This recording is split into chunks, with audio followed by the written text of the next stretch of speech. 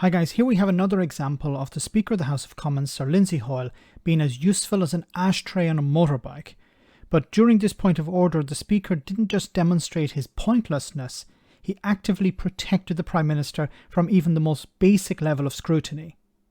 To give you some context, Liz Truss had been called to answer an urgent question tabled by the Labour Party. Why did she sack her Chancellor Kwasi Kwarteng?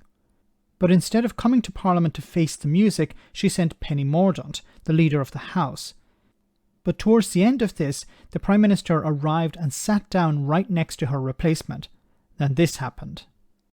If it's relevant to this, I will take the point of order. Chris Bryant.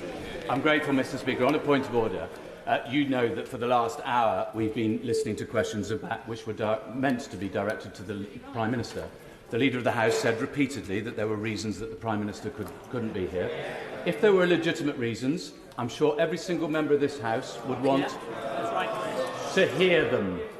Now that the Prime Minister has arrived, would this not be a perfect opportunity for her to be able to explain why she was not able to do it? Just to say, and let's just put this to bed, it's not for me, it's for the government to put forward the ministers to respond to urgent questions once granted. And it's not a matter for the Chair. The honourable member has put the point on the record, and I know that the Prime Minister is now in her place, but we now come, before I call the Chancellor to make his statement. Just get up and tell us. Go on. Mr. Bradshaw, I expect better.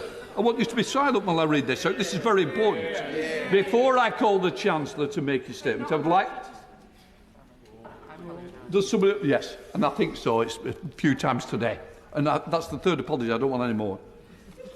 Before I call the Chancellor to make his statement, I'd like to point out that British Sign Language interpretation of proceedings is available to watch on Parliament Live TV. So I now call the Chancellor of the Exchequer.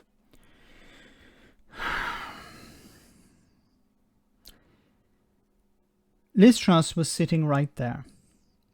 He could have simply looked to Liz Truss and said, Prime Minister, would you like to make a quick statement? And she would be well within her right to say no. But he didn't do that. He didn't even ask her. He didn't even look. He sort of faintly looked in her direction, but he didn't ask a simple statement, Prime Minister, would you like to comment on this? Yes or no. If she said no, okay, there's nothing more to say about it. The urgent question was for the Prime Minister. And there she was. Part of the question was, why is the Prime Minister not here? And people had asked, MPs had asked, why is the Prime Minister not here? And the response from Penny Mordaunt was, she had something urgent to attend to. Now, what could be more urgent than answering the question, why did you sack your Chancellor? And why did you replace him with somebody else? Now, if she didn't want to turn up for that, that's okay.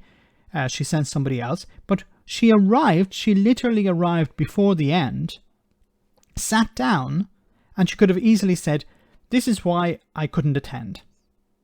I had to meet the King, a bit out of date. Or I had to meet the 1922 committee, or I had to meet with this, or I had to do that. That was simply, okay, a simple answer. Takes a few seconds.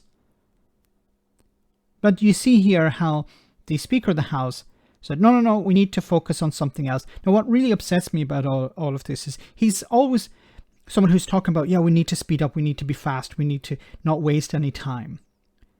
He could have put this thing to bed within a few seconds, but he decided not to.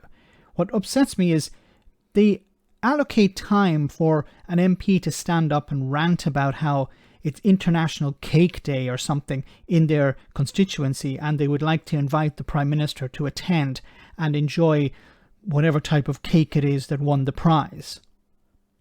There's time for that, but there isn't time to ask the Prime Minister, what was so urgent that you couldn't come here and answer a very important question?